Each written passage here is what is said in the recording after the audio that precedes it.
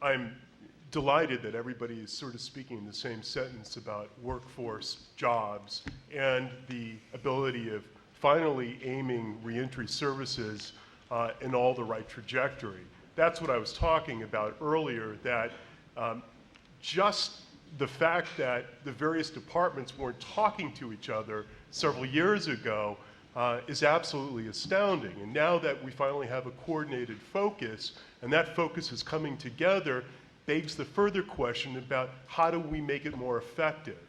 This is why I like the idea down the road about potentially a Department of Reentry.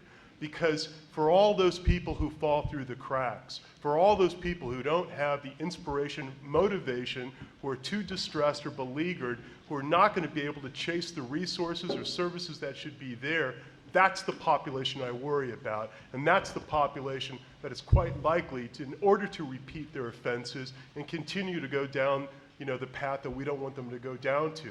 But it also concurrently answers the other questions about how do we tackle the joblessness in San Francisco, how do we tackle the impoverishment and the enclaves of impoverishment that exist in San Francisco that happen to double as the exact same communities that are host to those who are formerly incarcerated. This is why this strategy is not so novel. This is why it is really predicated on the political will and focusing the resources and the determination and the obligation about all of us up here, from the feds, the state, and local, to make sure we're procuring those resources. And quite frankly, if you have everybody in a fishbowl, no matter how well-intentioned and how effective they are in a decentralized system, by putting them under one roof, eventually allows us to see that accountability of who it is we're capturing, who it is we're saving and helping, and who it is we're missing. Otherwise, just by the intrinsic relationship of having groups sort of decentralized like this, it's always a chasing game of figuring out who is not really getting the services they need. And that is why local governments seem to be bewildered across the state and the country as to why things are not working and why crime seems to be spiking, really, I think much to the frustration of many. The other thing is I want to give something specific, and I've mentioned this before. On October 11th, in the Board of Supervisors, at the Rules Committee at 10 a.m., this is our effort. In order to try to talk about prevention, I'm serious about the fact that I want to put our people back to work, and I want to make sure that the dollars we invest are going to the people to make sure that they're getting the job skills and training and the job placement. If you care to, come and lend your support to our discussion about supporting the centralization of workforce. This is radical, but it's common sense. And if you'd like to come on October 11th, I encourage you to. We could use your support. Thank you.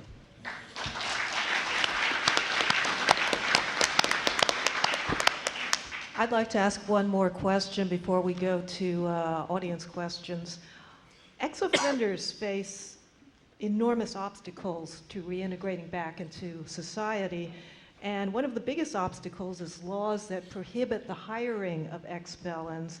Is there anything being done to change those laws and other related laws that pose barriers to reentry? Not much. Well, what do you think needs to be done? Recently in San Francisco, there was an effort, a successful effort to recently in San Francisco there was a successful effort to remove from civil service applications in the initial application the question of have you ever been convicted of a crime or convicted of a felony, I forget which it was. It was ban the box. Ban the box, and that was successful. San Francisco city officials adopted that, and that is no longer. But that's the only recent effort that I'm aware of. Of course, I'm not in the legislature, so I don't know if there's anything else going on. My understanding is that Supervisor Mirkarimi has some legislation as it relates to bonding, and maybe if you can explain how that works. Oh yeah. So, in addition to us trying to retool how workforce is done in San Francisco, as it relates strictly to the population of those who are formerly incarcerated, there's always been something available, but incredibly underutilized, where the state and the feds provide bonds available to employers, where if an employer decides to buy a bond, which is really pennies on the dollar, it's used as an incentive in order to hire those who are in the prison system. Because the unemployment rate is staggering. When we talk about joblessness, especially amongst the ex-offender population, I mean, this is where we're sort of failing altogether. So I visited the state EDD office. I've talked to Fed and state officials about this, and I asked for the data as to how many employers actually utilize this bonding program in order to hire people in San Francisco who were once in the system. And they had, I mean, hundreds of bonds available, and in 1 year, 4 were actually tapped by employers. 4 in 1 year. Let's call it what it is. I mean, it's an abysmal failure with a 96% failure rate, essentially. And so the legislation we're putting out there is a separate piece that it says it's time for San Francisco to consider buying those bonds, and that we should then do a better job in marketing it to the private sector to hire people who were once in the system, and to give them these bonds for whatever ambivalence, whatever fear there is. This is, I think, our strategy to helping alleviate that so they feel some guarantee that they're not taking on a risk unsupported. And I believe if the city takes control of this, then that helps shore up the question about how do we put those to work who are looking for a job or needs the training, whereas otherwise this is just hasn't been working at all.